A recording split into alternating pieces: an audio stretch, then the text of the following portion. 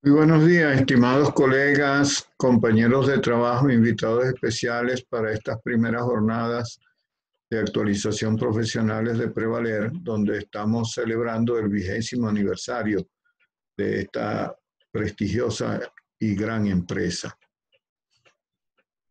Tanto el doctor Armando Parra como mi persona hemos decidimos elaborar una ponencia que fuera de actualidad y que fuera de importancia para nuestra empresa en relación a la situación que estamos viviendo actualmente. Para eso, entonces, presentamos a la consideración de ustedes qué es lo que nosotros estamos haciendo en Prevaler para enfrentar esta situación. Para eso, primero debemos de saber qué es el coronavirus y qué es la COVID-19. El coronavirus es un virus que pertenece a una familia que ya es conocida desde hace muchos años y que ha producido varias pandemias en los últimos tiempos, como son el SARS, o sea, el síndrome agudo respiratorio severo, el síndrome agudo respiratorio del Medio Oriente, que es el MERS, y actualmente, pues, la COVID-19, que es como se denomina esta enfermedad producida por el virus denominado SARS-CoV-2. Este virus tiene una serie de características, que es un virus ribonucleico de un tamaño grande para ellos, como de 200 a 500 nanómetros, que esas partículas virales están depositadas dentro de las goticas de Fluger que se expelen al hablar, al toser, estornudar, a cantar, gritar, etcétera, etcétera, y que tiene una característica que es su afinidad hacia la enzima convertidora de angiotensina 2. Una de las cosas que debemos hacer y tener en cuenta es que se están usando toda una serie de terminologías que a veces llevan a confusión y no están bien utilizadas en la población. Me refiero a la palabra confinamiento, especialmente a la palabra cuarentena y a la palabra aislamiento. Todos sabemos que es distanciamiento social, lo que es epidemia, pandemia, etcétera, pero cuarentena y confinamiento y aislamiento son palabras que significan cosas diferentes para nosotros dentro del área de la salud. El confinamiento se realiza en personas sanas y puede ser voluntario cuando él desea segregarse, aislarse de los demás. Puede ser compulsivo porque ha leído cosas sobre la probabilidad de riesgo o el peligro que produce alguna enfermedad, o bien que sea obligatorio, bien sea por decreto o leyes que hacen que el individuo deba permanecer dentro de un área aislada de los demás. Eso es en las personas sanas. La cuarentena, ¿qué es? La cuarentena es ese mismo aislamiento, pero en las personas que tienen contacto con personas enfermas o que hayan o haya sido muy probable que estén contagiadas con esas personas enfermas. Y ese aislamiento se hace por un periodo de tiempo similar al periodo de incubación de esa enfermedad. En el caso que nos ocupa, que va desde 5 a 15 días, probablemente, a veces hasta 21 días. Y el aislamiento se hace en las personas enfermas. El aislamiento puede ser, si la sintomatología es muy leve, puede ser en su misma casa, o puede ser en un hospital, o puede ser, dependiendo de la sintomatología, de la gravedad de la misma, en hospitales o en sitios como unidades de cuidado intensivo. Entonces, confinamiento en personas sanas, cuarentena en contactos para vigilarlo y evitar que contagie a otra persona si desarrolla la enfermedad, y aislamiento en las personas enfermas.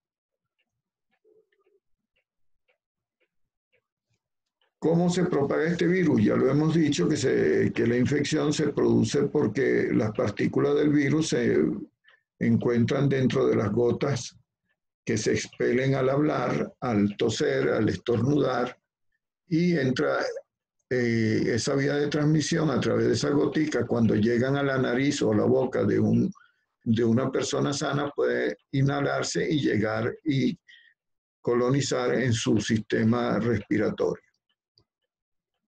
O también puede que esas gotículas llegan y descansan sobre superficie y seguidamente puede haber contagio a través de tocar esa superficie y llevarse las manos a la boca o a la nariz.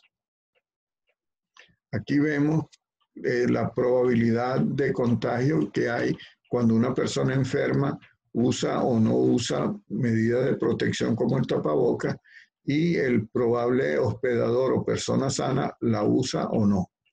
Como ustedes ven, cuando no se usa en ninguno de los dos casos, puede haber un contagio del 90%.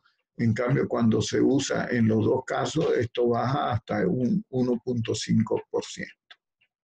Lo mismo sucede con el distanciamiento social, ya que hemos dicho que si la vía de transmisión es a través de las goticas, al estornudar, al toser o al hablar, esas goticas llegan hasta determinada distancia, a pesar de que ahora se está haciendo estudios para ver si se mantienen a nivel de gotas muy pequeñas como aerosoles que se mantienen en suspensión en el aire y pueden viajar mucha más distancia y posarse en otro sitio donde a lo mejor el individuo no ha estado en contacto con la persona, pero pasa por un sitio donde existe esa partícula en suspensión. Por lo tanto, el peligro de contagio es mucho mayor cuando hay menos distancia entre una persona y otra y cuando hay uso o no de la mascarilla o tapaboca en la persona, que disminuye su probabilidad de contagio hasta el 3.1%. ¿Qué pasa con esta enfermedad? Esta enfermedad es de una contagiosidad sumamente elevada, superada única y exclusivamente por el sarampión, y por lo tanto una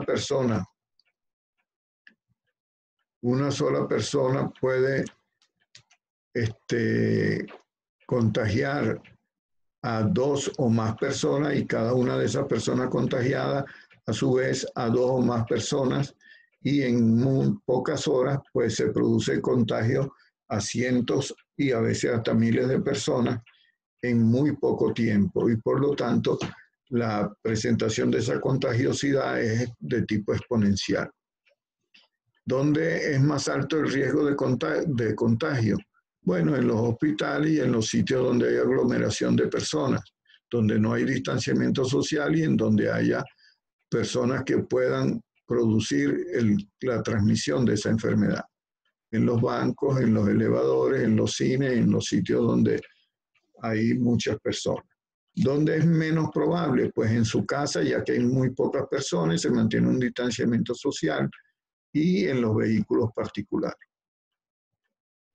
Esta lámina, que es una de las que me parece más importante para que todos conozcamos cómo se comporta la enfermedad dentro de una población.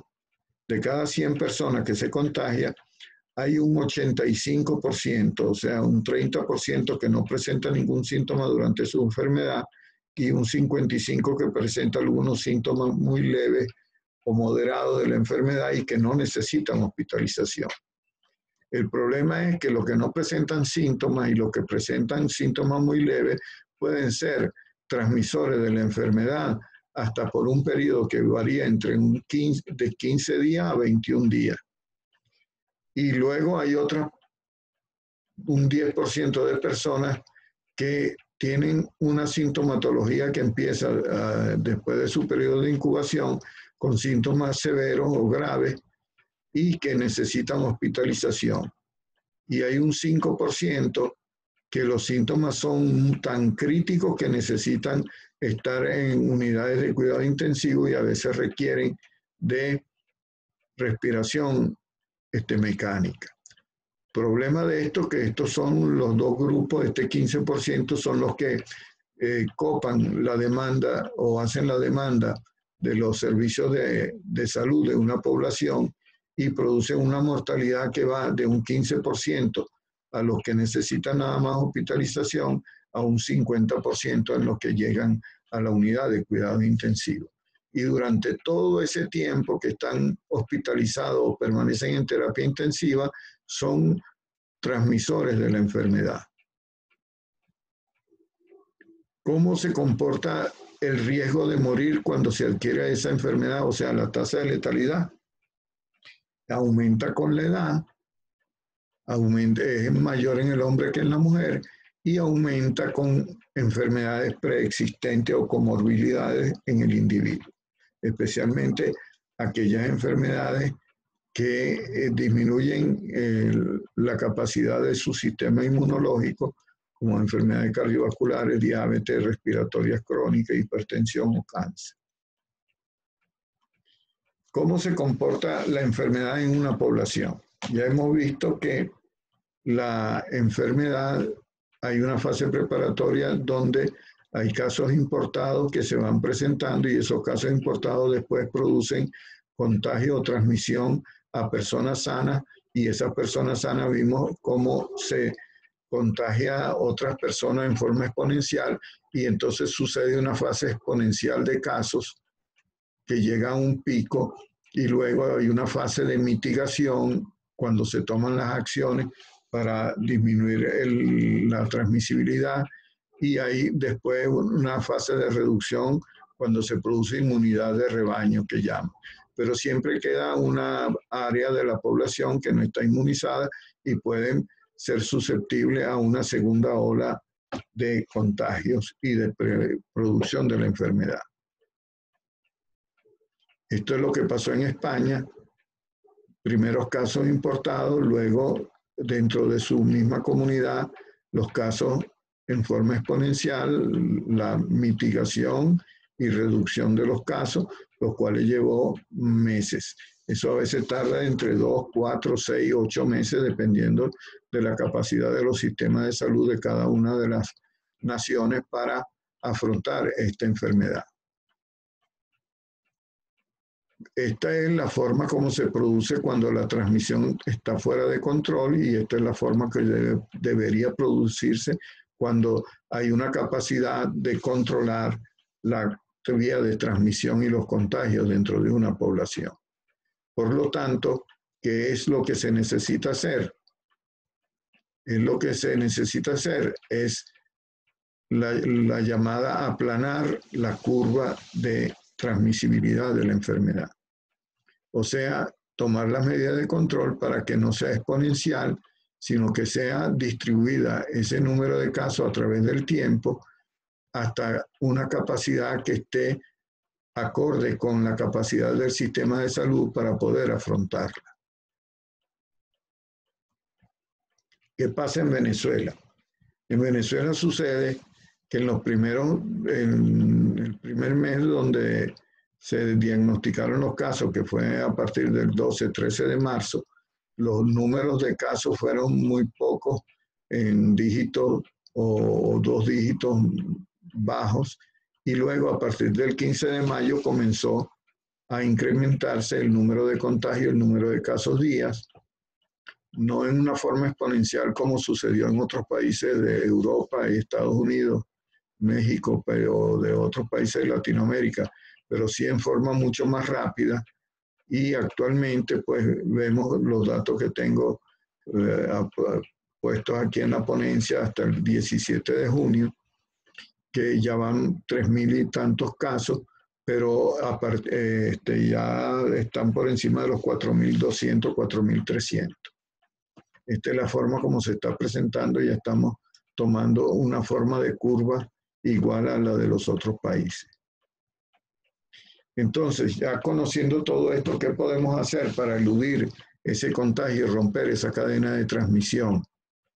Pues ya sabiendo cuánto tiempo dura en la superficie y que en nuestras manos podemos tocar esa superficie o estar en contacto con distanciamiento social muy pobre con personas que sean transmisores de la enfermedad, si nosotros en esos 10 minutos que tenemos en las manos ese virus, podemos tocarnos la nariz, podemos tocarnos la boca, podemos tocar a otras personas, podemos tocar otros enseres, otros objetos y producir contagio a continuación. Y entonces, ¿qué debemos hacer? Lavarnos las manos muy seguidamente. ¿Por qué? Porque el virus tiene una cubierta lipídica que es susceptible al agua y jabón o a sustancias que hacen liposolubilidad y por lo tanto inactivan al virus. Además hay que mantener un distanciamiento social, como ya dijimos, porque una de las vías de transmisión es a través de las gotas que se expelen al toser o a estornudar.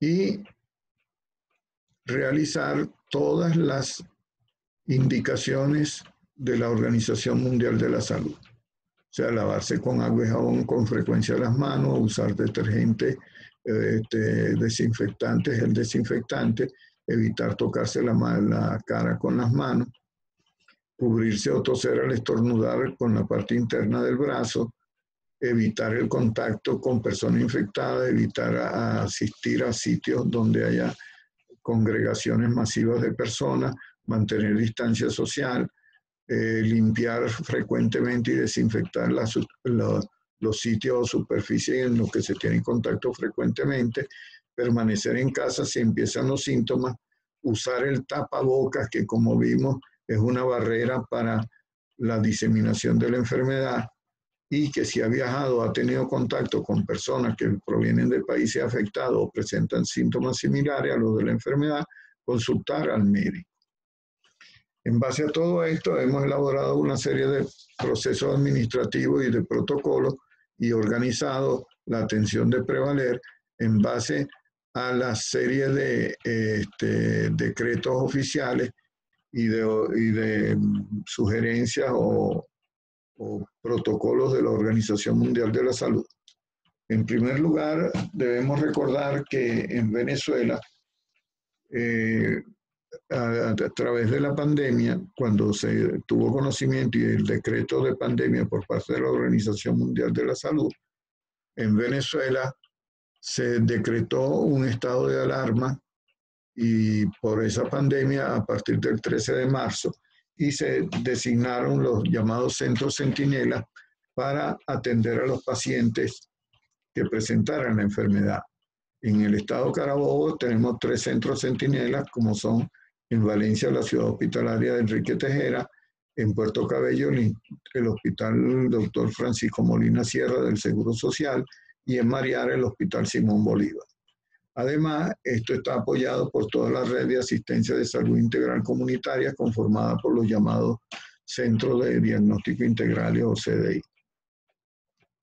Estos son los decretos aparecidos en Gaceta Oficial a partir del 13 de marzo, ¿verdad? Y debemos hacer mención especial a un decreto que se realizó el 1 de junio del 2020, donde se estableció la normativa sanitaria de responsabilidad social ante esta pandemia, donde se dictaron las normativas de funcionamiento de los diferentes centros, tanto privados como públicos, y como de personas jurídicas como de personas naturales.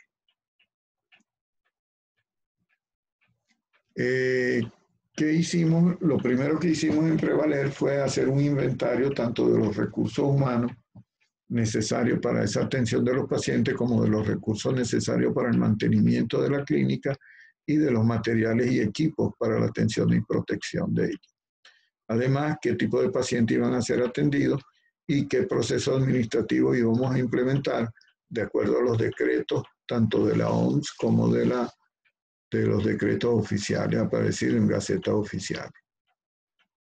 Entre los recursos humanos, hicimos contacto con los médicos, los odontólogos, bioanalistas, enfermeras, analistas, auxiliares de laboratorio y otro personal administrativo, con los recursos humanos para el mantenimiento de la clínica, al personal de mantenimiento, de limpieza, de seguridad. A todos ellos se les dio una inducción de cómo era la enfermedad, cómo debían de actuar dentro de la clínica o de interactuar con los pacientes que solicitaran atención de salud. Además, tuvimos que reestructurar las áreas de la clínica en cuanto a sitios de recepción, áreas de espera, áreas de atención administrativa, de aislamiento, qué consultorios íbamos a utilizar, qué áreas íbamos a utilizar para la realización de exámenes y procedimientos, y qué materiales para evitar los contagios y mantener la bioseguridad tanto para el personal de la clínica como a los de los pacientes. Aquí vemos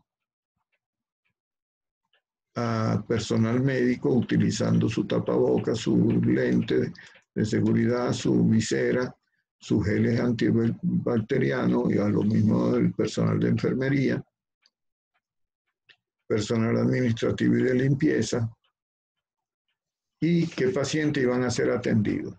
Esos pacientes primero teníamos que recordar que tanto ellos como el personal de la clínica tienen derechos y deberes a los cuales debemos respetar, y ellos respetar también el derecho a acceder a los servicios de salud de calidad, el derecho a tener protección contra el contagio y propagación de la enfermedad, el derecho a ser informado, pero también el deber de respetar las normas y procedimientos y protocolos implementados por la clínica para su adecuada prestación de los servicios de salud.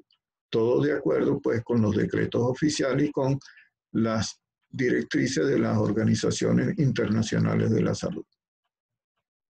Aquí vemos cómo se realiza esta actividad a nivel de la llamada sala de triaje o estación de triaje, donde se le provee del gel antibacterial, se le toma la temperatura, se interroga.